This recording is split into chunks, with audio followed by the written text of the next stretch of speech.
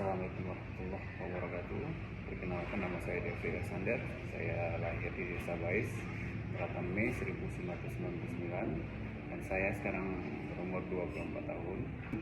Saya juga mempunyai postur badan ideal dengan tinggi 180 cm dan berat badan 75 kg.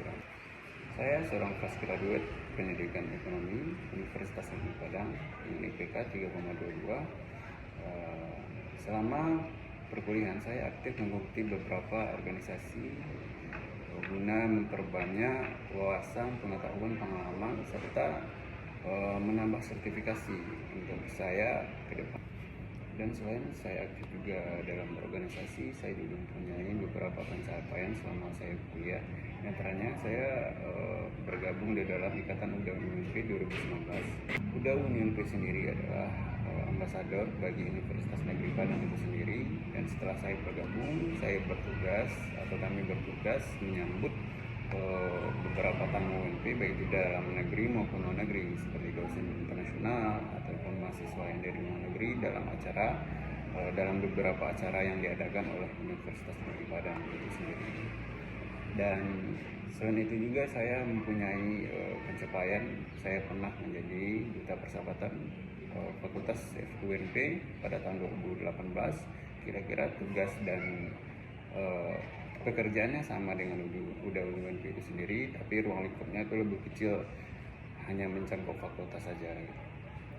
Dan saya juga pernah menjadi atlet pencak di acara PCBA 2, itu Conference International Economic di FUNP. Nah, di sini saya akan menjawab beberapa pertanyaan yang diajukan kepada semua kandidat yang mengikuti rekrutmen BRI, yaitu apa sih RM itu sendiri. Sama-sama kita ketahui bahwa RM Dana itu sendiri adalah bergerak di posisi di bidang marketing yang bertanggung jawab terhadap pencapaian bisnis, founding, dan mempertimbangkan beberapa risiko bank itu sendiri.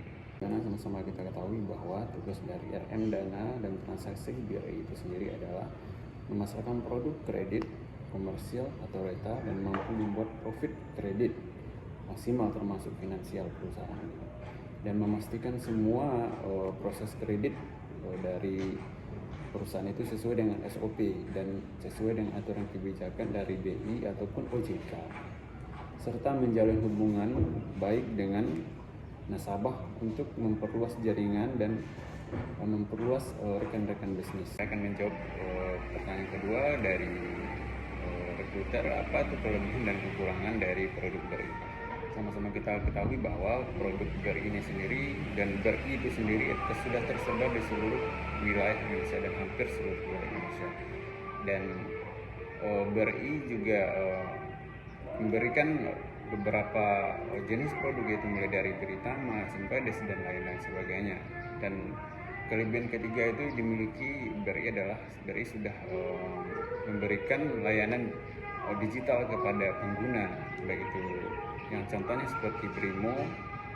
Kalau kita dapat melakukan transaksi online, transfer online maupun tarikan secara online. Ketika kita tidak mempunyai atau tidak membawa kartu, kita bisa melakukan penarikan tanpa perlu untuk membawa kartu ke mesin ATM. Dan kekurangan dari produk BRI itu sendiri adalah biaya administrasi transfer beda bank yang masih lumayan tinggi, dan ini menjadi salah satu faktor utama yang membuat masyarakat menengah ke bawah menjadikan ini adalah bahan pertimbangan, karena memang patut kita akui memang biaya administrasi beda bank itu masih lumayan tinggi. Dan kekurangan yang kedua adalah kendala pada layanan digital. Ya, sering mungkin kendala digital itu baik aplikasi dan sibuk.